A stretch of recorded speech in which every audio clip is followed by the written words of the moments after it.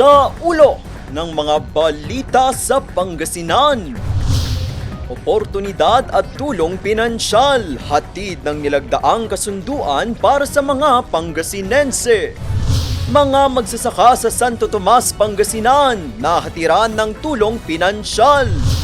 At Unifastes Grant, naihatid sa mga college student ng University of Eastern Pangasinan. Unang ratsyada. Naging katuwang na ng maraming Pangasinense ang Provincial Government Employees Multipurpose Cooperative of Pangasinan o PGEMP-COP para sa mga serbisyong pinansyal. Para mas mapalawak pa ang oportunidad para sa mga Pangasinense, nilagdaan ni Pangasinan Governor Ramon Monmon V. Gico III at ng mga kinatawan ng kooperatiba ang isang kasunduan. Layo nitong mabigyan ng seguridad ang mga nangangailangang Pangasinense. Ayon kay Governor Monmon, mahalaga ang pakikipagtulungan sa mga institusyong nagbibigay ng serbisyong pinansyal upang matiyak na mas maraming empleyado ang magkakaroon ng pagkakataong mapabuti ang kanilang kalagayan.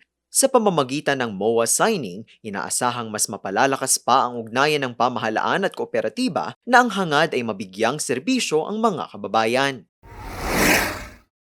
Binisita ng Presidential Assistance for Farmers and Fisherfolks Program ang mga magsasaka sa bayan ng Santo Tomas, Pangasinan.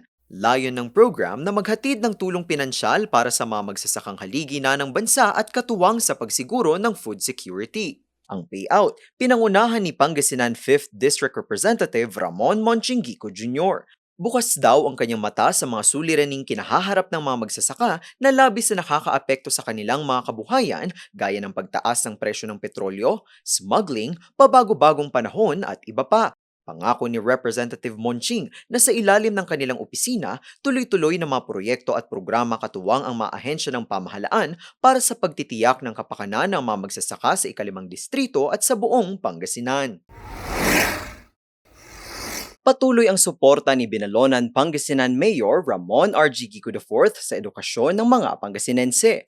Patunay dito ang tuloy-tuloy na pamamahagi ng stipend sa ilalim ng Unifast Tulong Dunong Program o TDP para sa mga benepisyaryo mula sa University of Eastern Pangasinan. Libo-libong mag-aaral muli ang nakatanggap ng tulong pinansyal na makatutulong sa kanilang mga gastusin sa pag-aaral.